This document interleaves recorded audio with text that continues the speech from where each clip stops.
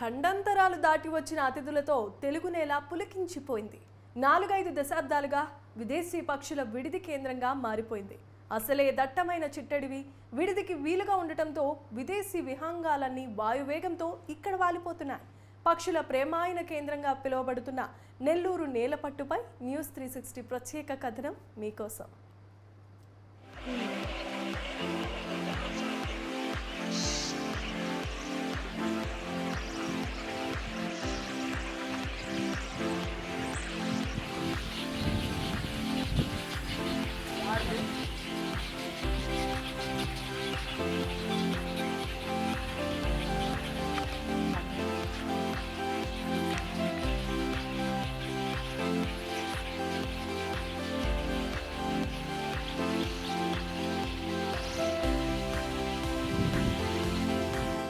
నెల్లూరు జిల్లా నాయుడుపేటకు 12 కిలోమీటర్ల దూరంలో దొరవారి సత్రం మండల పరిధిలో ఉన్న నేలపట్టు గ్రామం విదేశీ పక్షులకు విడిది కేంద్రంగా మారింది.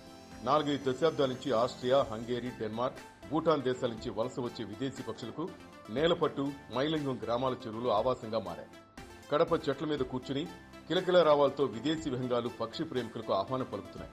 వేల కిలోమీటర్లు ప్రయాణించి ప్రతి ఏటా అక్టోబర్లో ఈ ప్రాంతానికి చేరుకుని సంతానోత్పత్తి చేసుకుని తిరిగి పక్షులు వెళ్లిపోతుంటాయి.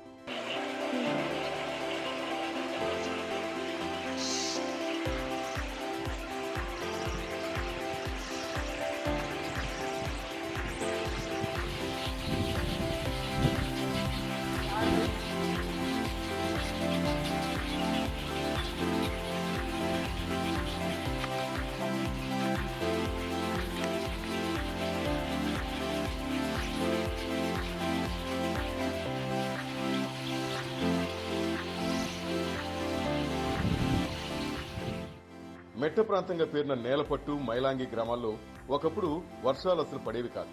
జీవనోపాధి కోసం ఇక్కడి ప్రజలు ఇతర మండలాల కోసం కూలి పనులకు వెళ్లేవారు. విదేశీ పక్షులు రావడం ఆరంభించాక సకాలంలో వర్షాలు రావడంతో గ్రామస్తులు వీటి రాకని శుభసూచకంగా భావించారు. ఏటా క్రమం తప్పకుండా వర్షాలు రావడం, పంట పండించుకోవడంతో వలసలకు ఫుల్ స్టాప్ పడింది. అప్పటి నుంచి స్థానికులు, రైతులు వీటిని దేవతా పక్షులుగా ఆరాధిస్తున్నారు.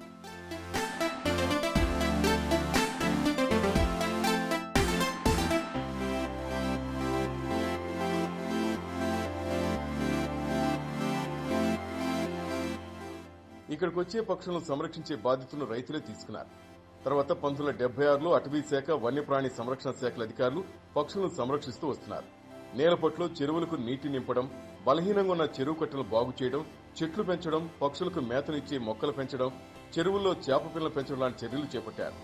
ఆసియా ఖండంలోనే అతిపెద్ద రెండో ఉప్పునీటి సరస్సు పులికాటు కూడా ఈ ప్రాంతానికి దగ్గరగా ఉండడంతో పక్షులకు సమృద్ధిగా ఆహారం లభిస్తోంది. దీంతో పగలంతా పులికాటు సరస్సుల ఆహారం సేకరించుకుని సాయంత్రానికి నేలపట్టు చెరువులోని బరింగ్ టోన్ చెట్ల మీద చేరుకుని సేద తీరుతున్నాయి.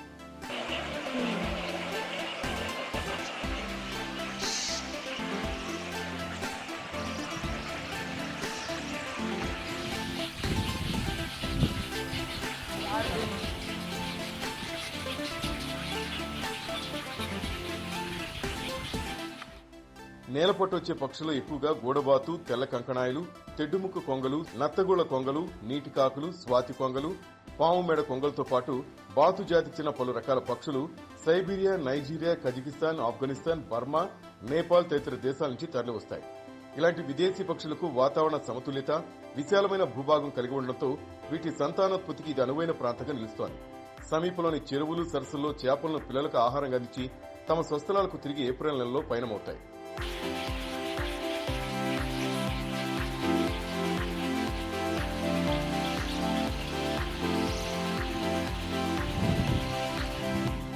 పక్షుల వల్ల పర్యావరణానికి ఎంతో మేలు జరుగుతోందని నేలపట్టును చూస్తే తెలుస్తోంది. విదేశాల నుంచి వచ్చే విహంగాలతో పాటు స్వదేశంలోని పక్షి జాతిని సైతం సంరక్షించవలసిన బాధ్యత ప్రతి ఒక్కరిపై ఉంది.